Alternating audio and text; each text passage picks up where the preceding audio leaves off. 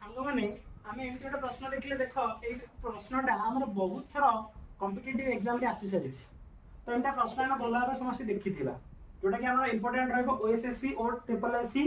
RI अमीन SFS CGL सीएचएसआर MTS ପାଇଁ ରହିବ। ତ ଦେଖିବା ଆମକୁ ପ୍ରଶ୍ନ ଦେଇଛି କ'ଣ ନା ଏବିଟା ସିଡି ସହିତ ସମାନ୍ତର ଓଏବିଟା ଆମକୁ ଦେଇଛି 135 ଏବଂ ଓସିଡିଟା ଆମକୁ ଦେଇଛି 145। ଆମକୁ ପଚାରିଛି କ'ଣ ନା ଏ ଓ ସି ଟା ପଚାରିଛି। तो ये आम केमी करवा देख ये तीन टा जाक कोण विषय आम के डिग्री हम 360 डिग्री हम यहाँ मन रखा पड़ो ये कोण तीन टा के हम 360 डिग्री हम ताले कोण आम के डायरेक्ट मुझे लिखी ए ओ सी कोण आम के